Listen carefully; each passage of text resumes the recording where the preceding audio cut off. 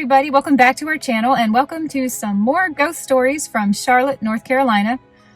Today we are in 4th Ward, which is one of the really nice, older, historic neighborhoods of Charlotte. All of these locations are within walking distance, but I am choosing to drive just so I don't get lost or have to park my car somewhere and it be in someone's way. So unfortunately, I'm not going to be showing you much of the beautiful, just gorgeous, historic 4th Ward neighborhood.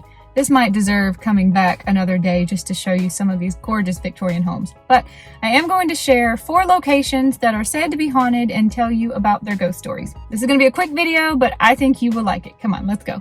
The first place to discuss is Alexander Michaels, which has been a trusted upscale restaurant and tavern in Charlotte for decades. The house itself originally opened as the Crowell Berry Hill Grocery Store in 1897, and it has changed ownership many times over the last 120 years. It has frequently been said to be haunted. Actual disturbances are few and far between, but it seems that there is an apparition often spotted, a ghost who sits by himself in a booth and never bothers other customers in the pub. Some people think it is the ghost of an unnamed patron of the pub. Other people think it might be the original Mr. Berryhill himself, keeping an eye on his store. Former workers and customers of Alexander Michaels have reported hearing their names called out faintly by a disembodied voice or feeling a tap on their shoulder when no one was around. Some people have even reported feeling like they were grabbed. Activity usually centers around the old apartment that was upstairs or in the back corner in a booth that only seats one person. It's no surprise, as old as this historic house is, that it comes complete with a resident ghost or two. A few blocks away from Alexander Michaels is this private residence that has become known as the Bootlegger's House. Originally, this house was constructed in another neighborhood, but moved to its current location in the 1970s. This house was famous during Prohibition as a bootlegger house. There is a secret trapdoor in the house, underneath which all the booze was hidden, and there are numerous secret rooms and compartments all throughout the house.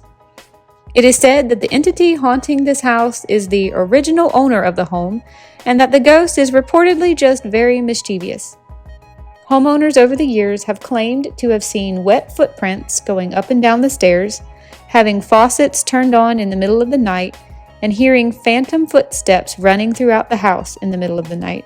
Once a chair was found, perfectly balanced up on only 2 legs, and another time a blowtorch ignited all by itself. The major question here is the house itself actually occupied by a ghost, or is it the ground on which the house is standing that is haunted? Very close to the bootlegger's house used to stand an enormous, amazing, impressive old oak tree. I was excited to show it to the vlog, but as you can see, something has happened here and the original tree is no longer standing. This tree used to be known as the hanging tree, and it was used to hang slaves and other criminals in the 4th Ward neighborhood. If you looked closely at the main branches, you could see where the ropes had permanently altered the tree's growth pattern.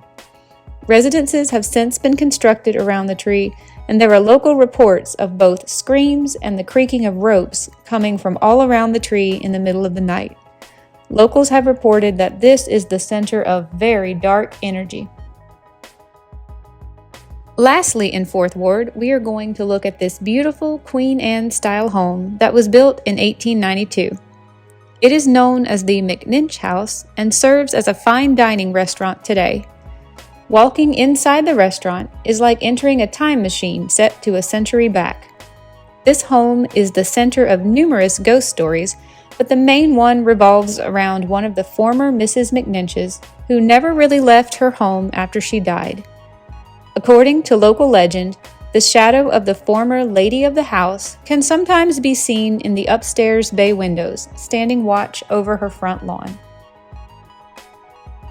All right, everybody, I hope you enjoyed seeing a couple little spots in the 4th Ward district and learning some funny little silly ghost stories attached to these places. I have enjoyed making this video. I'm really enjoying learning more about Charlotte to share it with you. And I will see you another day in another adventure. Bye, everybody.